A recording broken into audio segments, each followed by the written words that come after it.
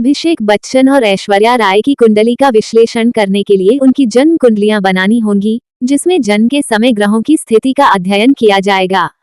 इसके लिए कुंडली बनाने में जन्म की तारीख, समय और स्थान के अनुसार ग्रहों की सटीक स्थिति की आवश्यकता होती है। कुंडली विश्लेषण करते समय निम्नलिखित मुख्य पहलुओं का ध्यान रखा जाता है। 1. राशि और लग्न, ये बताता है कि उनकी मूल प्रकृति और व्यक्तित्व किस प्रकार के हैं। 2. सप्तम भाव, विवाह जीवन में सुख और सामंजस्य का सूचक होता है। 3. चतुर्थ भाव, सुख भाव, परिवार, घर और मानसिक शांति के लिए इसका अध्ययन किया जाता है। 4.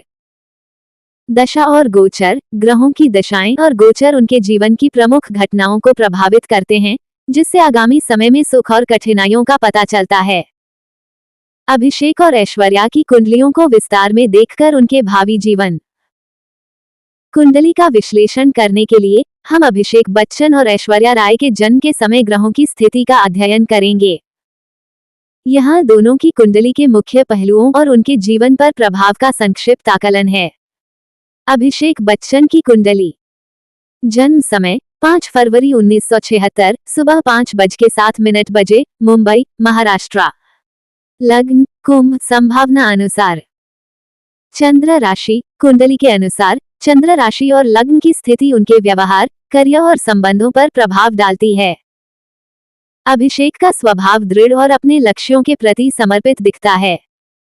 वे स्वतंत्र विचार वाले, कला प्रेमी और रचनात्मक हो सकते हैं। उनके लिए चंद्रमा की स्थिति पारिवारिक जीवन में भावुकता और संवेदनशीलता ला सकती है।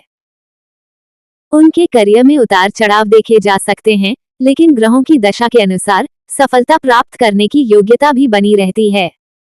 ऐश्वर्या राय की कुंडली। जन्म समय 1 नवंबर 1973 सुबह 4:05 बजे, मैंगलोर, कर्नाटक। लग्न तुला, संभावना अनुसार।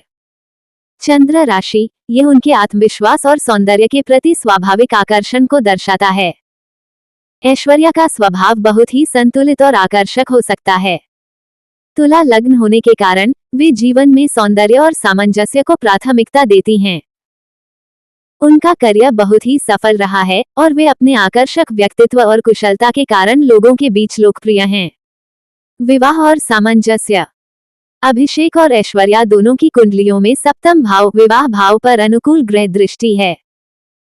ये संकेत करता है कि उनके बीच भावनात्मक सामंजस्य और सम्मान का भाव है। हालांकि शनि और मंगल का प्रभाव उनके विवाह में कुछ चुनौतियां भी ला सकता है, लेकिन यदि वे समझदारी से काम लेते हैं तो वे इनसे पार पा सकते हैं। आगामी समय का आकलन। अभिषेक वर्तमान दशा के आधार पर आने वाले समय में उनके करियर में सकारात्मक बदलाव और नए अवसर आ सकते हैं।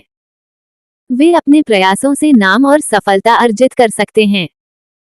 ऐश्वर्या, ग्रहों की दशा से संकेत मिलता है कि ऐश्वर्या के लिए ये समय निजी और पारिवारिक जीवन में सौहार्दपूर्ण रहेगा। करियर के क्षेत्र में भी कुछ अच्छे अवसर मिल सकते हैं। सारांश, अभिषेक और ऐश्वर्या का जीवन उनके लग्न और ग्रह दशाओं के अनुसार अच्छा और सामंजस्यपूर्ण रहेगा। आने वाले समय में उनके जीवन में कुछ नए अवसर और कुछ चुनौतियां आ सकती हैं, लेकिन उनकी सकारात्मक सोच और एक दूसरे के प्रति समझदारी से वे जीवन में संतुलन बनाए रख सकते हैं।